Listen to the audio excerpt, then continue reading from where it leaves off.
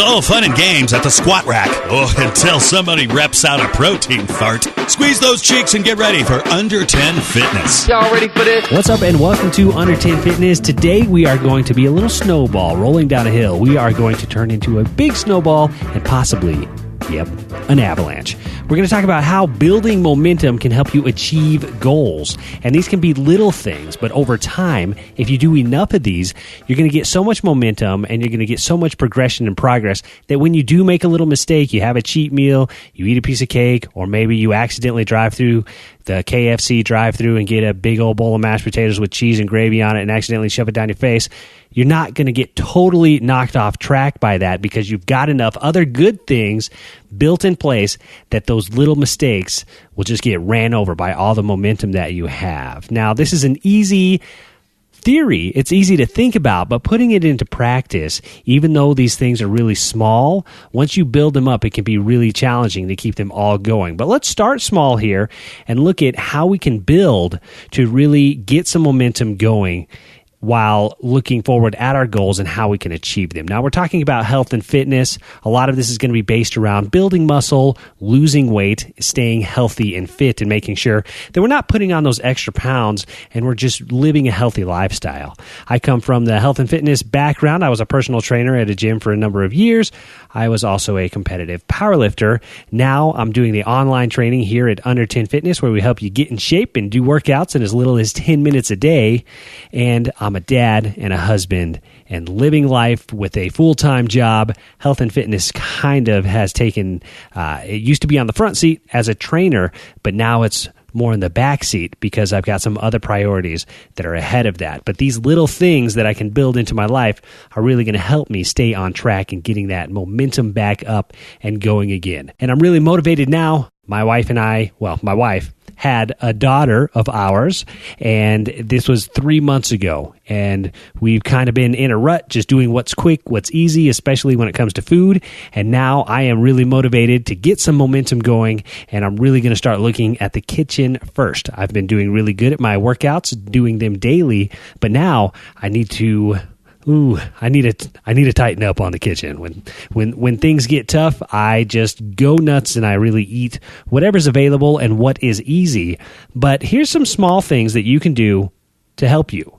And that's looking at the kitchen. A few things that you can do in the kitchen are as simple as doing a meal plan.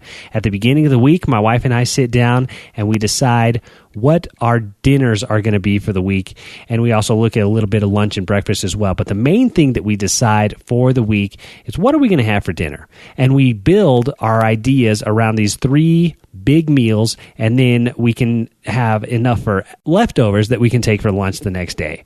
And we really look at some healthy meals. So this week we had vegan spaghetti, which, I never thought that I could eat spaghetti without meat. I was a meat sauce kind of guy, but now we put tons of different veggies into the spaghetti sauce. So instead of meat, we're putting things like mushrooms and spinach, and gross. It's gross. I know it, but I'm going to say it. Broccoli. We put broccoli in there, and it's actually really good. And of course, at first it was kind of odd, just like most things. But after time, we've really gotten used to that. And I can't even remember how much I missed at the time meat sauce. It's just normal now, and it's a really great way to get in my veggies and be a little bit more healthy by cutting out that extra fat and calories from the ground beef that we were putting in our spaghetti sauce. So that's one little thing that you can do. Look at your meals and kind of plan what you're going to have for the week. And when you start off here, you want to start small.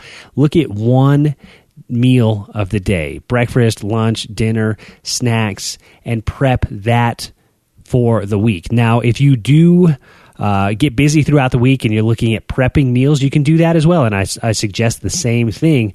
Pick one meal and prep that at the beginning of the week, whichever day is best for you.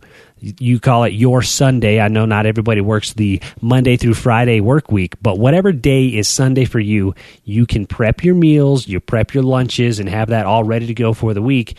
But it doesn't have to be lunch. Like I said, just pick one meal to start and prep that one, or at least decide what it's going to be for the week so that you don't have any questions about it. You can jump right into it, and that way you're not left sitting there, oh, what is it going to be? What am I going to have? And that's when the bad decisions come into place, because usually the things that are quick are the things that are bad for us. So that's what you can do in the kitchen. Start small. Look for these little wins that are going to build up. If you're used to having a bowl of cereal for breakfast, look at having a bowl of oatmeal maybe. And if you're one of those people like me that has a snack after dinner and I just keep eating and eating and eating, what can I do to make that snack a little bit more healthy? Instead of going for the cookies, I bought a lot of carrots and vegetables this week and cucumbers and celery sticks, and I'm going to dip those in peanut butter along with apples.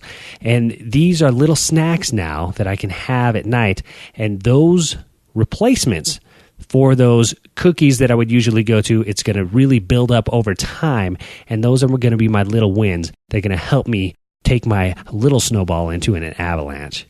And now you can do the same thing as far as it goes with exercise. If you're hitting the gym maybe once a week or not at all, or twice a week or 3 times a week, look at your training and see what you can do to give yourself a little win there. It could be something as small as doing an extra set or an extra exercise, an extra couple sets. You could do 3 minutes at the end of the workout doing some burst cardio or some specific training, some yoga, some stretching. Any little thing that you can do that goes above and beyond what you're already doing is really going to help you build that momentum. And really, that's it. Those are really good tips that are really going to help you build that momentum. Now, they work best when you can put them together, when you can do a little bit extra in the gym or your workouts and do extra in the kitchen and with your diet. When you combine those two, you're really going to build that momentum. And this stems from the idea of Newton's first law. And what that says is that an object in motion stays in motion, right, unless acted upon. But the first part of that, which I think we forget often, is that Newton's first law starts by saying an object in rest stays in rest. And we don't want to be in rest. We want to be in motion. We want to be building and building, going faster and faster, and becoming so big and unstoppable that when something small does get in our way, we can just roll right over it. And if I could leave you with one more thing, it's that I want you to remember that a squat in the hand is worth 2 deadlifts in a bush. Now, if that's confusing, then let me just clear it up by saying, focus on the things that you have and the things that you can control, and stop worrying so much about the future and these lofty, huge goals that you've set for yourself. Really focus on what you have on a day-to-day basis and what you can really control, and do those things. What you can do right now, if you make the best decisions today in this moment, then your future is always going to be better. So you don't really have to worry so much about the future. You just focus on right now, what you can change, what you can control, and that's going to be a better outcome. And that is, what can you change? What can you control? Well, you can control what goes into your mouth, and you can control how often you go exercise, how often you hit the gym, where you exercise at home. Anything that you can do as far as getting your heart rate up is going to be a good thing for you. So there you have it. Think about how you can build some momentum so that when you get on a roll, you're going to be unstoppable and you're really going to be able to achieve your goals. Again, I want to thank you very much for listening to the Under 10 Fitness podcast, which is the official podcast of under10fitness.com, where we help you get in shape in as little as 10 minutes a day. For a limited time, I am offering podcast subscribers a free lifetime membership to the website, where you can access some workout videos from yoga, strength, and cardio as well. All you have to do is subscribe to the podcast, take a screenshot of that, and email that to me, drew@under10fitness.com. Once I see that email, I will send you back a promo code that you can use at under10fitness.com that will get you a free lifetime membership. I highly encourage you to take advantage of this offer. It will be ending soon, and I will be announcing the end date in the next couple episodes here. Again, my name is Drew Smith. As always, remember, stay motivated. Thanks for listening to the Under 10 Fitness Podcast. Find workouts, mobility drills, and yoga online at under10fitness.com.